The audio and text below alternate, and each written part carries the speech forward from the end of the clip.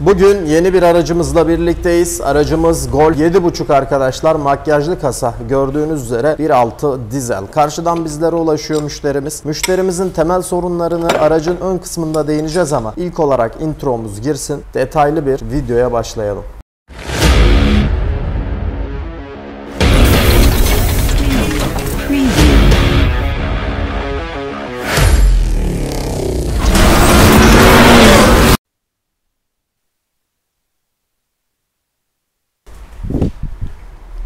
Evet, arkadaşımız daha önce aradı, randevusunu aldı. Sırası geldi, içeriye aldık.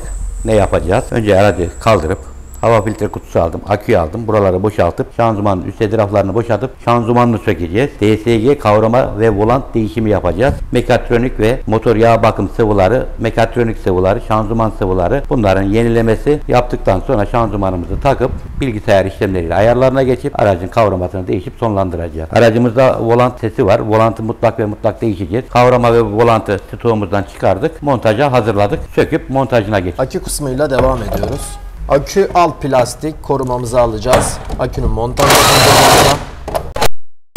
Bazı VAK grubu araçlarda şu arkadakinde arkadaşlar somun yok, ancak yeni modellerimizde böyle bir somun. Aracımızın üzerindeki motor gördüğünüz üzere 1.6 dizel motor. Audi A3'te, Golf'te, Leon'da çıkan motorun aynısı aslında. Kod olarak baktığımız zaman Leon'la aynı olması lazım, DDE olması lazım. Gördüğümüz üzere silinmiş bir görüntü, DDE yazısı mevcut. Arkadaki somunumuzu ayırarak akümüzün alt plastiğini alıyoruz. Bu şekilde plastiğimizi çıkarmış olduk. Bu kısımda ustamızın sökmüş olduğu arkadaşlar vitesimize hareket veren PRND kolumuz aslında bu. Hemen bu halatımızı da şanzıman üstünden ayırıyoruz. Topuz şeklinde olduğu için geçmesi mevcut.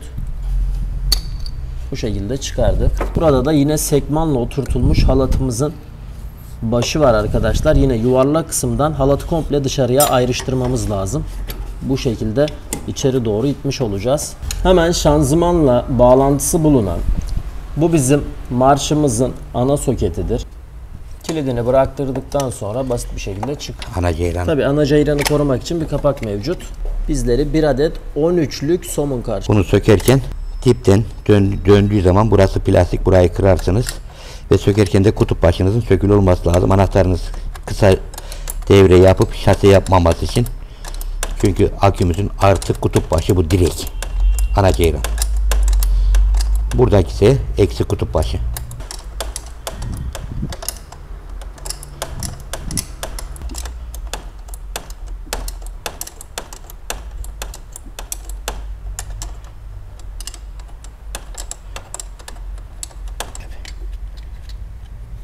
Somun çıktı.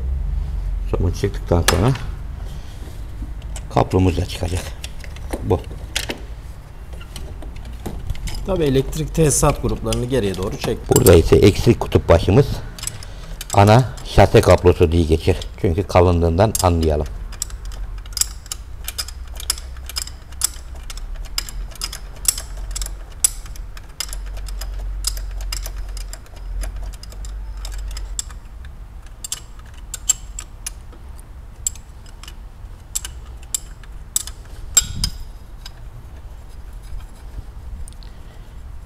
Bir adet 8 milim somun. Tesisat gruplarını ayrıştırıyoruz. Yine bir klipsli tesisat grubu. Mekatroniğimizin soketi. Ana mekatronik şanzıman beyni diye de geçiyor aslında. Bunun ana soketini şu an ayrıştırdık ve şanzımanın herhangi bir beynine giren soket kalmadı. Yine buradan ayrıştırdık. Şanzıman bağımsız bir şekilde dışarıya gelebilmesi için. Şu ana kadar marş motorunu söktük, vites halatlarını söktük, akü alt ve aküyü söktük, hava filtre kabini derken devam ediyoruz. Çevre cıvataları sökülüyor.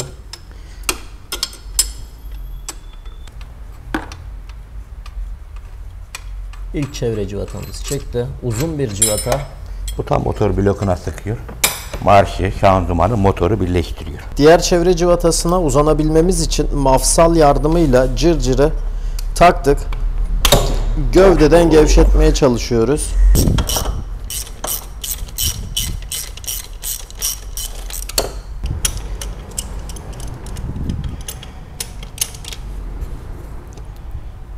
Hemen alt kısımda biraz zor bir noktada olduğu için mafsal yardımıyla girmemiz gerekti.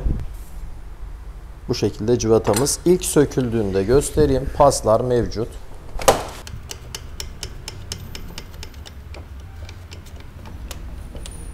Neredeyse çıktı sayılır cıvatamız ve marş motorunu alacağız. Ardından marş motorumuz gayet basit bir şekilde çıkmış oldu. Ama bunun bakımları da var normalde. Müşterimiz demedi ama normalde buna bakım yapılması lazım. Kilometremiz artık 130 bin mi dedik. Kavramayı ilk olarak buradan görebiliriz. Şöyle pasları görüyoruz arkadaşlar. Kavrama bu noktada bizlere bittiğini söylüyor ve volantta da seslerin olduğunu müşterimiz bize iletmişti. Alt çevre cıvatalarından yine devam edeceğiz ve bu noktada sizlere çevre cıvatalarını gösteriyorum. Motorla bunları birbirinden ayrılması için bu çevre cıvatalarını dört bir yanında bulunan cıvatalardan ayırarak şanzımanı basit bir şekilde alacağız. Alttan işlemlere devam edebilmemiz için aracı kaldırıyoruz.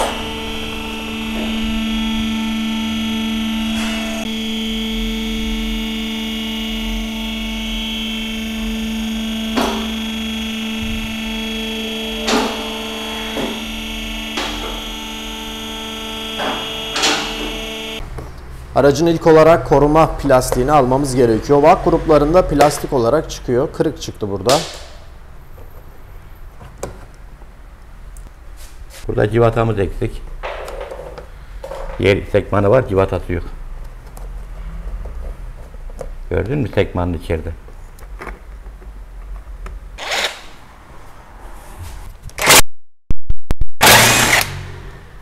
Koruma sacımız bu şekilde. Plastiğimiz çıktı. İçinde yaşlar var ama dışarının yaşları mı bilmiyorum. Getir ikiye bakayım.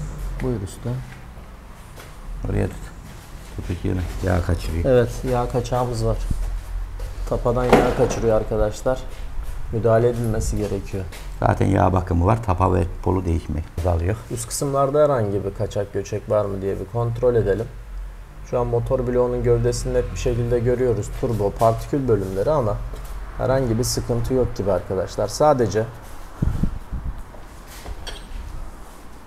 bu kısımda bir yağ kaçağımız mevcut. Şu görmüş olduğunuz aksımızı koruyan alüminyum sac. Bunun cıvataları söküldü. Ardından bu şekilde sacımız çıkıyor.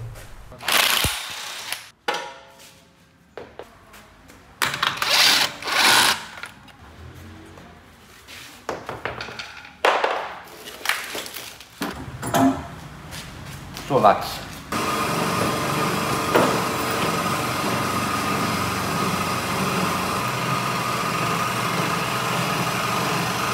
Bakarken bu pulun olmamasına dikkat edelim. Önemli pullardan biri. Tabii.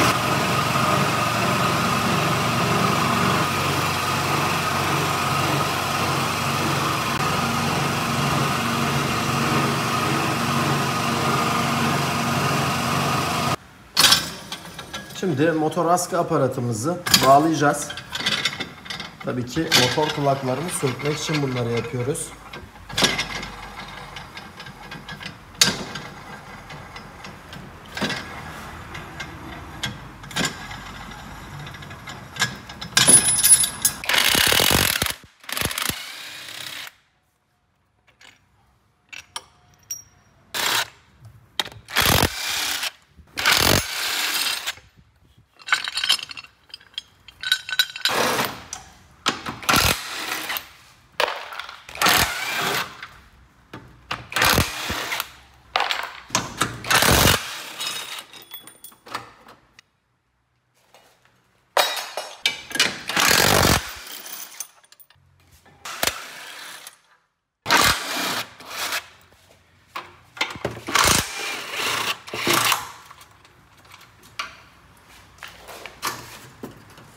Şanzımanın son cıvataları, son iki cıvatalarıyla baş başayız. Daha sonra şanzıman inecek ve bu kirkonun üstüne şanzıman binip artık işlemlere dışarıda başlayacağız.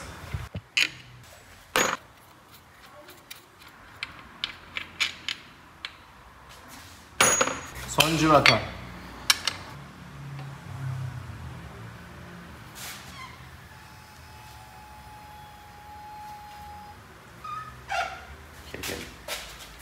Evet. İndirirken tabii ki biraz kısa kesitler aldım. Konuşma çok fazla olmadı. Söküm aşamalarını bahsettik. Genel sökümlerde ne yaptık? Buradaki gördüğümüz topuzu çıkardık arkadaşlar. Bunun halatı hemen şu kısımda yuvarlaktan burayı çıkardık. Burayı unutmuyoruz. Üstündeyken çıkarmamıştık hatırlıyorsanız. Şanzıman bir tık aşağı indiği zaman geriye çektik aldık. Unutursak komple gelecektir veya içini falan koparabilir. Şimdi temel sistem olarak şöyle DSG 7 ileri çift kavrama. Şöyle baktığımız zaman kızarıklıklar net bir şekilde var. Ancak şuna bakıyorum usta. Buralarda sular var. Garip bir şekilde. Bak buralara. Bak buralarda işte alt kısımlarda. Bunlara değineceğiz. Genel olarak değiniyorum. Burada da mekatronik kısmımız var. Mekatroniğe de bakacağız. Herhangi bir sıkıntı var mı? İşi kaliteli yapmak için olumlu dönüşler alıyoruz. A3 gönderdik, Golf gönderdik, işte Leon gönderdik. Olumlu bayağı dönüşler aldık arkadaşlar. Bu konuda yapmış olduğumuz pul ayarları, işte tüpler, güçlendirilmiş plate'ler derken olumlu dönüşler oluyor. Vites geçişleri neredeyse hissiyatsızlığa ulaşıyor. Genellikle bize sorun kavrama bitti değil de bazen işte isteksiz sabah çalıştırıyorum, D'ye takıyorum. Gaza basıyorum gitmiyor. Yaklaşık 5-10 saniye sonra bir kavramaya geçiyor. İşte viteslerde, geçişlerde kararsızlık gibi durumlar bizim bu şanzıman tipinde çokça kez karşılaştığımız durum. Söktükçe sizlere değineceğiz. Burada bizim ilk gözümüze çarpan yanmış renkti ve burada bir pas olaylarıydı. Önemli detaylardan biri kavramada K1, K2 olayları arkadaşlar. Kavrama yani şöyle baskı balatayı düşünüyoruz. Gidiyoruz eski tip olarak düşünelim. Bir balatamız var. O balata bunun içinde 2 tane çift kavrama dediğimiz olay bu. Yani bu balatanın biri 1, 3, 5, 7'yi kontrol ederken diğer balata ise 2, 4, 6. viteslerde aslında kontrolü sağlıyor. Bu da size vites geçişlerinde hızlı DSG hızını vermiş oluyor. Onu söyleyelim. Pul ayarı çok önemli. Birçok söktüğümüz DSG araçlarda eski pullarla çokça kez karşılaşıyoruz. Yeni kavramayı görüyoruz. Değiştirdiğini söylüyor müşterimiz. Bir söküyoruz, bakıyoruz kavrama yeni ama pul eski. Ayara dair hiçbir şey yapılmamış. Aparata dair hiçbir şey yok. İşte derinlik ölçüsüne dair hiçbir şey yok arkadaşlar. Bunların hepsi önemli. K1, K2'lerde derinlik önemli. Dizel versiyonlarda 2013 sonrası yeni nesil kavramayla eski nesil kavrama var. Bir de bunun benzinli tipiyle dizel tipi var. Kavramada şöyle bir toptancıyla biraz önce görüştüğüm zaman dedi ki yeni takıyorlar kavramayı. Kavrama sorunlu. O da bir başkasından almış. İşte arkadaşı diye rica minnet Luk'a gönder işte toptancı Schaffler Luk. Temsilci gelmiş almış hatırına. Dizel arabaya 600'lük kavramayı takmışlar. Tabii ki Schaffler Luk kesinlikle bunu kabul etmedi. Öncelikle onu söyleyelim. Çünkü şase numarası ne veriyorsa onu takmanız gerekiyor. Bunu kısaca bilgilendirme olarak söyleyelim. Kesinlikle böyle yanlışlara düşmeyiniz. Şase numarasıyla işlem yapınız arkadaşlar. Şimdi volant kısmında ses olduğunu söylemişti müşterimiz. Bakın buralarda yine paslar bizleri karşılıyor.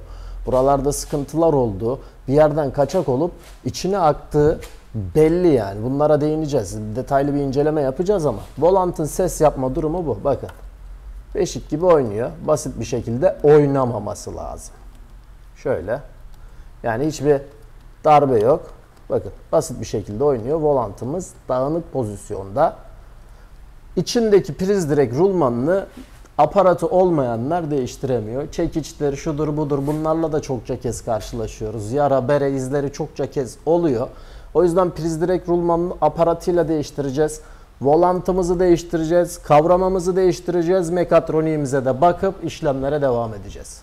Kutu içeriğimiz şöyle K1'in büyük pulları, priz direk rulmanı içerisinde geliyor zaten. Bunu yani değişmeme ihtimali çıkmasının zorluğundan kaynaklı. Şu iki tapayı kullanacağız, yağ akmasın diye koyuyorlar. Yani firma gerçekten düşünmüş. Çatal, K1 ve K2'nin çatalları, bir de küçük pullarımız olması lazım. Civataları da var. Şöyle küçük pullar. Şu da ürünümüz. Kavramamız arkadaşlar. Yeni şekilde bekliyor. Tolerans değerleri önemlidir. Ancak yaptığımız ayarla direkt takacağız. Bakın toleransta oynama diyor. 0,0 diye vermiş. Volant Şu da volantımız. Yine civatasına kadar geliyor. Bunların çakma ürünleri var. Şunların. Şu volantın. Kesinlikle arkadaşlar ucuz diye almayın. 2 ay 3 ay sonra yine yolda kalıp bunu orijinaliyle değiştiğinizde 2 kere para ödemiş olursun. Evet, çıkarmış olduğumuz havalandırmaya bir adet tapa. Hemen geldik vites halatının olduğu noktada da bir tapa. Herhangi bir yağ akmaması için yapıldı bu işlem. Şimdi şunu çıkardık arkadaşlar, dişliyi. Ardından altındaki pul oynamıyordu. Tabii çekiş tornavida yardımıyla uğraşmadık. Bunu biraz aşağı ittireceğiz. Yeterli usta. Ardından tabii çok da fazla ittiğimiz zaman altı patlatır. Buna da dikkat edelim. Tekrar aparatı çıkarıyoruz.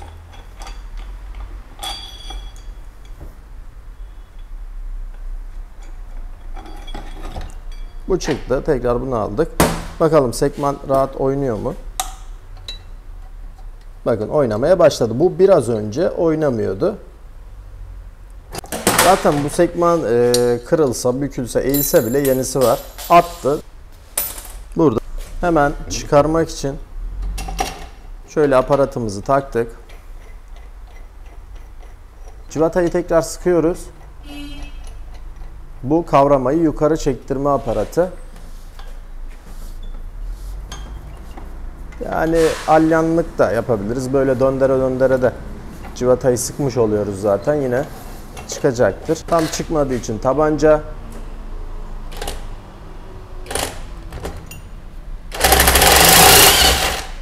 Kendiliğinden otomatik bıraktı. Diğer aparatın şu an bir işi yok. Şöyle hemen kenara kavrama çıktı.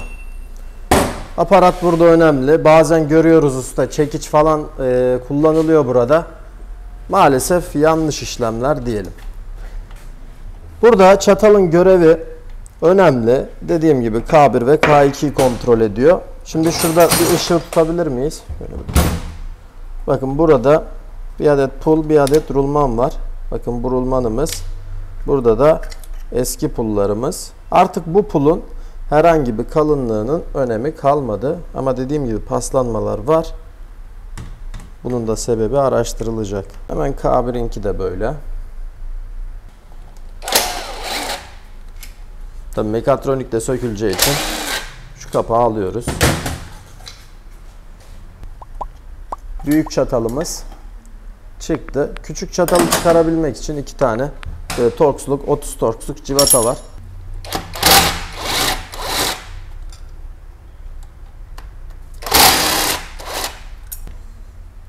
Ardından küçük çatalda çıkacak. Bunun altındaki topuzu da değiştireceğiz. Şurada da bir topuzumuz var. 16 lokma.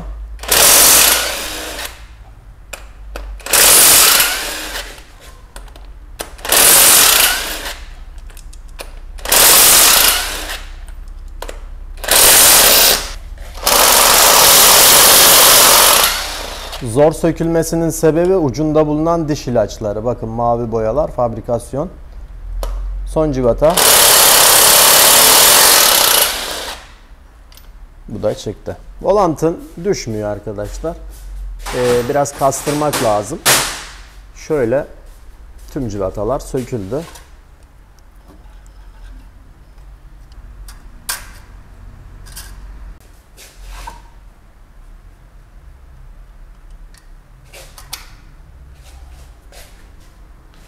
Bu şekilde paslanmış bir volant. Burada da arka krank keçesi var arkadaşlar. Keçenin önemi de büyüktür. Değişimi yapılırken. Ya buralar bak terletmiş. Evet, değişelim usta. Açılmışken değişelim. Kavramanın bitmişliğini gösterelim.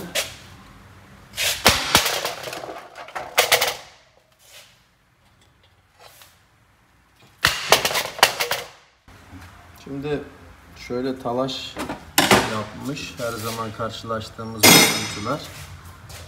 Vites çatallarının uç kısımlarında bakın mıknatıs demir tozlarını çekmiş kendi üzerine doğru. Evet, ustamız da müdahalesini yaptı, görünüyor. Burada da var aynı şekilde bak. Evet, içi de çok pis kokuyor bu şanzımanın bu arada. Yağ değişmiş ya. Evet, yağ değişmemiş. Siyahlık, karartılık da böyle. Veya kötü bir yağ kullanılmış, bilemiyorum ne işlem oldu olmadı arkadaşlar. Şimdi mekatronik yağına bakacağız.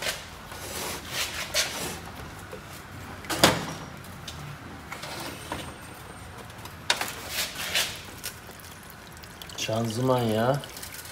Maşallah baktım siyah olmuş. Evet, siyahlık, karartılık mevcut. Biraz da eksik gibi. Şöyle indireyim.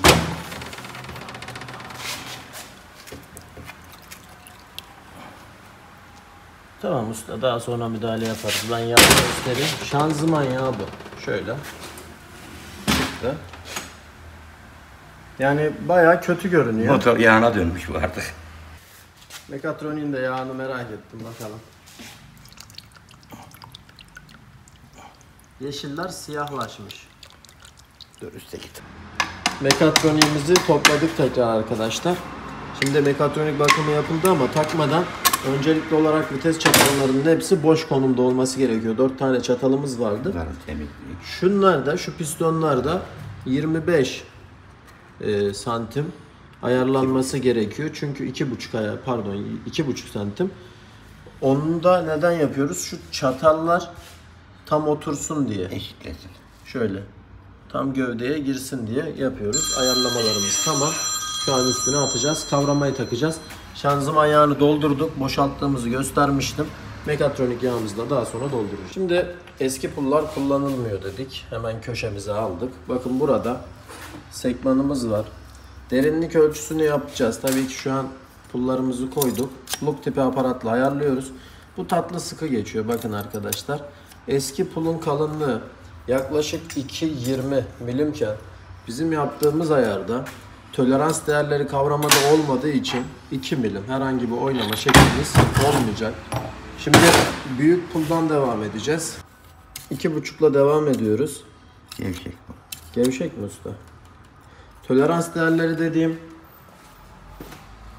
sıfır kavramayı gösterirken herhangi bir değişiklik yapmayacağımızı söylemişti. Eğer burada farklı değerler yazsaydı değişiklik yapacaktık. Derinlik ölçüsü alındıktan sonra örnek veriyorum, orada 0,2 artı veya eksi yazacaktı. 2,5 ise arkadaşlar örnek veriyorum eksi 0,2'de 2,3 gibi bir pul kullanılması gerekecekti. Bu bizim gevşek olduğu anlamına gelen 2,5 kalınlığındaki pulumuz. Şurada tabii ki elektronik kumpasla da ölçümlerini yapıyoruz. Sizlere göstermek adına. Mekatronik de tamamlandı. Artık kavramayı takıp devam edeceğiz. Burada fabrikanın göndermiş olduğu pullar var. Tabii ki tolerans değerinin 0 olması direkt ayarı bul tak diyor bize. Altındaki topuz değişti. Alt çatal değişti. Üst çatal değişti. Şu gördüğünüz rulman K2'nin rulmanı. Altında pullarımız mevcut. Şöyle sizlere gösterecek olursam takıldı. K1'e gelen herhangi bir rulman yok. Daha doğrusu böyle geçmeli. Direkt kavramadan destekli bir şekilde oturuyor. Çentiklerine getirip oturtacağız. Ben göremedim ama oturtamadım. Şu an oturdu. Bunun ayarı tamam. Usta ölçümlere devam ediyor. Taktığımız pulun kalınlığını sizlerle de paylaşacağız. Bakalım ayarımız şu an nasıl? Desegenin ayarını kesinlikle doğru yapmanız gerekiyor. Burada iki tip aparat var. Bakın burada da eski nesil var. Eski diye yazmışız. Bunlar tabii ki farklı değerlere sahipler. Şöyle. Güçlendirilmiş tüpümüzü uyguladığımız aparat. Mekatroniğin çatallarına bastığımız aparat. Hepsi mevcut. Ne dedi usta?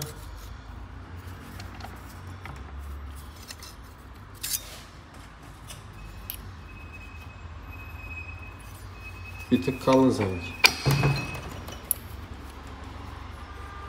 Ya geçiyor. Şununla bakalım. Evet. Tamam, bu neredeyse iyi. Bunun ölçüsü nedir? 2.70 mi o usta? Evet. Bu da 2.50 idi. Evet, 2.50'ye 2.70. Şu an 2.70 iyi gibi. Şu an tekrar aparatı bağladık. Kavrama oturtulacak yerine. Tabi bu esnada Altına şöyle aparatı koyuyoruz. Direkt yani unutup priz direğe basmayalım. Şanzımanın içini çatlatır arkadaşlar. Şimdi yapmam gereken ustama yardım edip şunu oynatmam. Şöyle. Şu kavrama şöyle oynayacak ki herhangi bir kasıntıya uğramasın. Sıktım usta, belli oldu zaten. Tekrar gevşetiyoruz.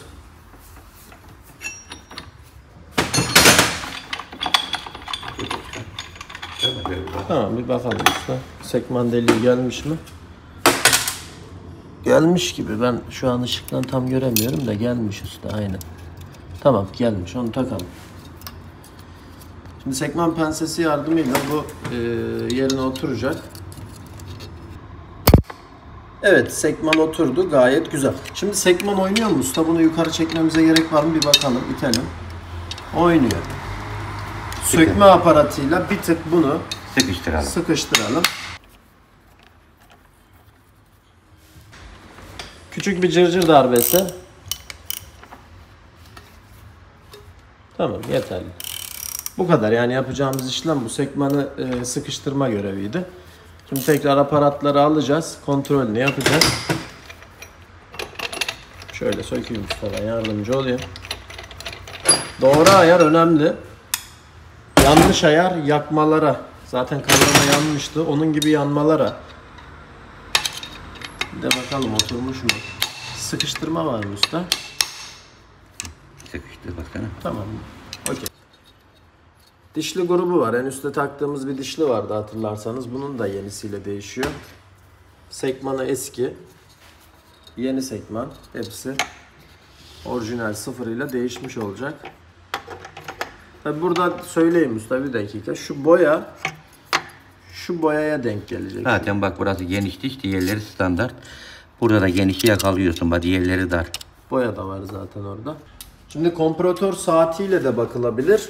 Sentil'in 60-70 artık maksimum, minimum seviyelerini belirleyip bakabilirsiniz. Şu an tatlı sıkı geçen kompresörün de vereceği usta tam göremiyoruz ama şuradan balataya giriyoruz K1 ve K2'ye. Elimizdeki sentilin değeri nedir usta?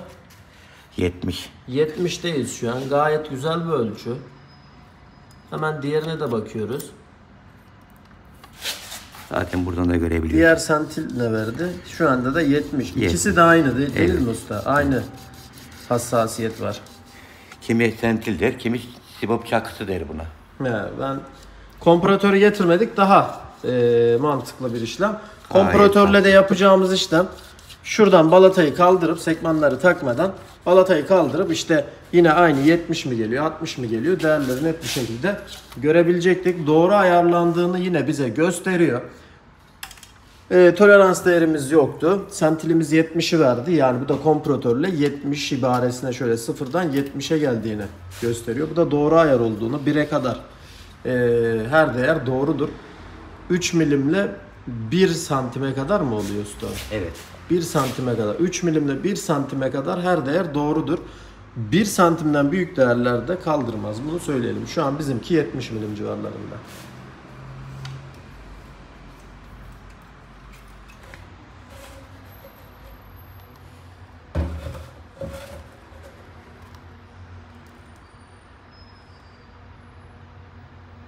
Burada da 1,5 litreye kadar kapasitesi olan mekatroniğe 1,5 litre doldurursanız yolda yeşil yeşil yağları görürsünüz.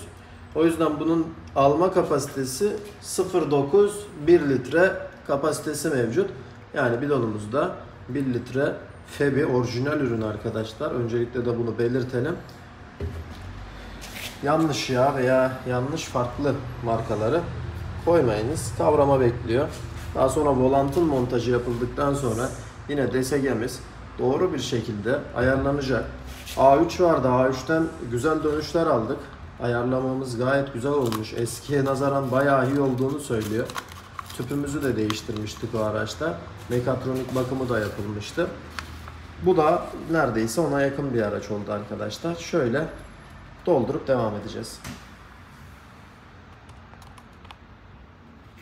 Yeni volant montajımız da tamam. İçine priz direk rulmanını da hafif değişip Gres yağı uyguladık. Çok fazla uygulamak burada sıvılaşmaya, balatanın içine kadar gitmeye sebep olacaktır. Çok az, hafif görüyorsunuz. Uyguladık ve volantımız da hazır. Artık şanzıman binecek. Baş motorunun iç bakımları yapıldığında söyleyelim. Takmadan önce volant değişti. Bakımının olması gerektiğini söylemiştik. Küçük ama önemli bir bakım olduğunun altını çizelim. Kulağa taktık ama usta şurada bir kopuk olduğunu söyleyelim. Bu kulak değişecek, bakın. Çok basit bir şekilde oynuyor. Daha sonra müdahalemiz olacak. Marş motorumuz yerine geçiyor. 2 tane uzun da hatırlarsanız civataları. Bir kısa. Evet, uzun civata. Üstüne bir de şase kablosu sıkıldığı için uzun bir saplama tarzına dönüşüyor. Kısa civatamız da yerine geçecek. Hemen şu alt kısımdaydı. Sökerken bunlara değindik. Ustamız da burada müdahalesini yapıyor. Golf aracımızın bu şöyle kulak çok önemli. Birçok aslında VAK grubunda bunu kopartıp atıyor ve çok kez de sizlere gösterdik. Golf'lerde, Leon'larda, her videoda, her 10 videonun 6'sı 7'sinde bu kulak kopuk oluyor. Bu silkelemeye neden olabilir. Motorun vibrasyonlu çalışarak araç içerisine kasıntılı bir ses vermesine sebep olabilir. Kalkışlarda sıkıntı, ses yapabilir.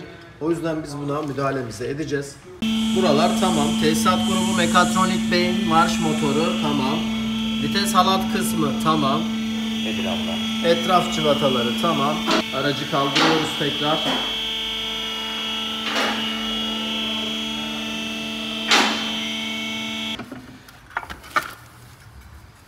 Eski kulağımızın kopuk olduğunu söyledik. Bakın dansöz gibi oynuyor arkadaşlar. Daha bu elimle motorun ağırlığıyla yüküyle motorun yükü ve ağırlığı daha fazla bunda etken.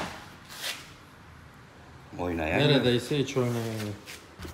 Eski yağ filtremiz şöyle. Ne takmışlar? Neyse. Yeni takılan ürünlerin eskileri bunlar. Bir de polenimiz var. Motor yağımız değişiyor. Hava filtresi de şu. Şöyle. Aracımız neredeyse hazır arkadaşlar.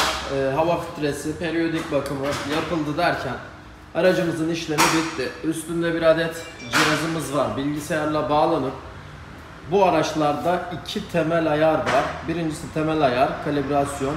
İkincisi ise sürücüye göre konumlanan, sürücüye göre adapte olan bir sürüş pozisyonu DSG.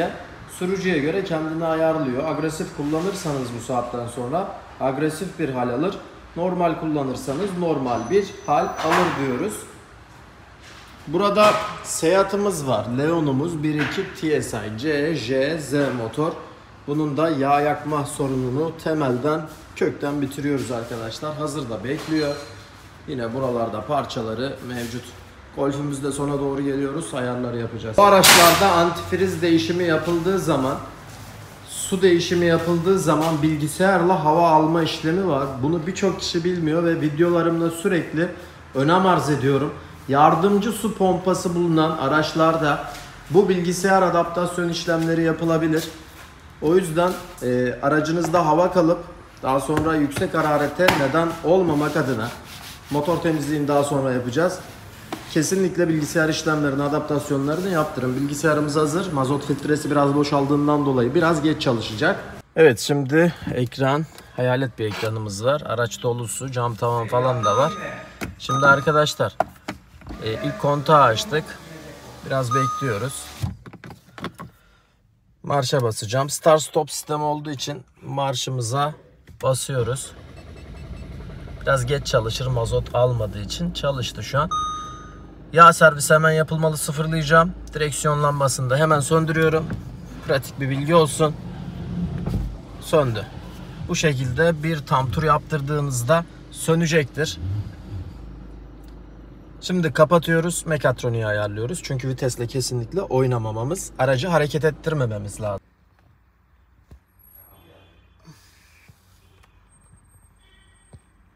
Mekatroniğin temel ayarını yapmamız için gerekli aşamalar var. Kontak açık, motor kapalı, çalışmıyor. Fren pedalı basılı, vites P konumunda. Vites kutusu yağ sıcaklığı, yani şanzıman yağ sıcaklığı 30 ile 100 derece arasında olmalı. Gaz pedalı çalışıyor. Yani arabayı çalıştırmayın demek istiyor. Tamam dedim. Yağ sıcaklığını kontrol ediyor. Arabayı hiç çalıştırmadık ama büyük ihtimal okeyler. P konumunda. El freni de çekeyim ben. Gaz pedalını da bırakmayınız. Şimdi başlayacak.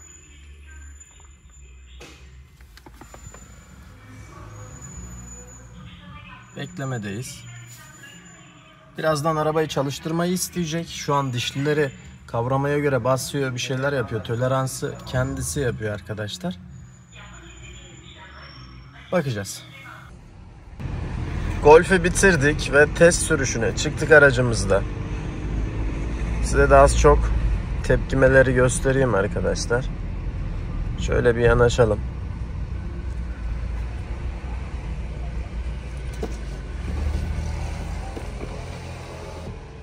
Akü söküldüğü için bakın tek seferde kaldırmıyor. Bunun bir kalibrasyonunu yapalım.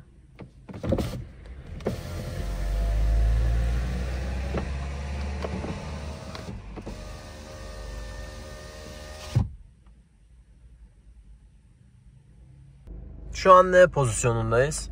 D'ye aldığımızda hareket süremiz azalması lazım. Bakın direkt kalkıyor ve gaza basmadan şu ibarenin start stop devreye girdi. Kendiliğinden devir saatimizin kalkması lazım. Şimdi bir de test sürüşü yapalım. Şöyle arkadaşlar. Neredeyse 3. vitesteyiz. Ekranda göremiyorum şu an ama gidişimiz gayet güzel. Bu şekilde de Golf aracımızı artık DSG konforuna kavuşturduk. İzlediğiniz için teşekkür ederiz. Kanala abone olmayı ve bizleri desteklemeyi unutmayın. Yeni videolarla birlikte olacağız.